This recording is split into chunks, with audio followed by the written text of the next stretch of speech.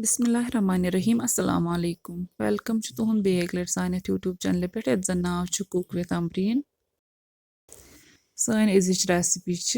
wazwan style चारवान चलो करो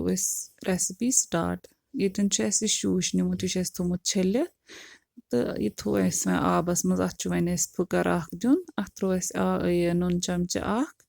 तो दिमो अत वन फुकर ये आय अत ग्रेख तो वन करो नो अत आब दारित तो छकनावो यह सर्द आब करो पूर साफ तो वन नो ये चॉपिंग बोर्ड अत पे बनावो अत लकट लकट पीसेस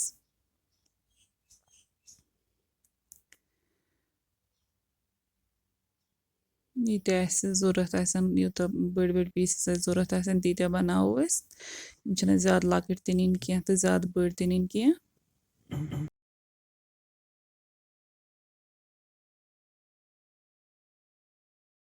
ये वन पीसेस कर वन छलो यह बे पर न्यू यह बान तो अत मज त्रो मस्टर्ड ऑयल थोड़ा नमो अलावे पहमत तो युथ यह गर्म गस तो अत मज त्रो पीस शूशस पीस बनात त्रो अत मज तो करो फ्राई असल पा फ्राई कर ताकि अत थोड़ा सा स्मेल सो नेर अत ये गो यह फ्राई तो यह कड़ो वन अकिस प्लेटस पे अत मे थोड़ा ग्रेवी तो बनावन अगर नहीं ग्रेवी बनावन कह ड्राई थवन तेल हेको अती मसाला ऐड कर तो मगर मे थोड़ा ग्रेवी बनावन तो तवे कड़ मे यह नबर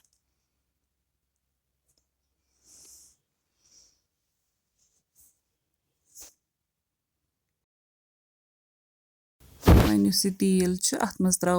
गंड मे थोमुत ग्रेट कर यह त्रो अत मज तो करो यह गंड ते फ्राई वन असल पा गंड गो ये फ्राई तो वन त्रो अत मज मसाल निम जीर चमचा नून चमचा मरचवांगन चमचा 3 बदियान पाउडर चमचा 2 लेदरि चमचा तो शोंठ पाउडर चमचा ओड यह मसाल त्रो अत मज तो करो यह मसाल फ्राई अतन त्रो अत हल्का आब ताकि मसाल दजन न कह तो करो यह वन असल पा फ्राई तोतामत योतामत यह बे तेल दी वापस वन त्रो अतन यह गार्लिक पेस्ट चमचा पे 1.5 तामत तो करो ये फ्राई अत त्रो न बाकी होल स्पाइसेस कहन बनाओ सिंपल अत मसाल कर यूज ये गो यह असल पे ग्रेवी फ्राई तो वन यह शूश थोमुत फ्राई कर यह त्रो वन अत मज तो करो ये वन असल पा मिक्स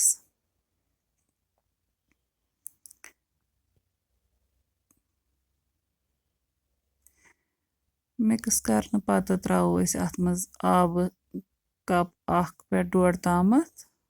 वन त्रोस यह फ्रेश दान वल अत पे तो करो वन कुक तोतामत यह अत आब त्रो यह ग ड्राई अत ज्यादा ग्रेवी थवन कह ये हेतमुत ग्रेवी गसन कम तो वन दिमो लगभग 5 मिनट थो वन हाई हीटस पे तो अम पत थो अत वन ढक्कन पे बंद तो थोस फ्लेम बंद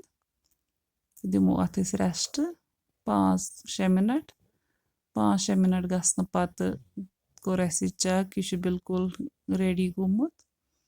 यीज ग्रेवी जरूरत अत तमी आय रूजम ना ज्यादा रूजम ना ज्यादा कम रूजमुत तो वन करो सर्व वनकस बतस सह कर सन रेसिपी पसंद आम वीडियो करो लाइक तो शेयर बे दीजो पन फीडबैक कमेंट सेक्शनस मज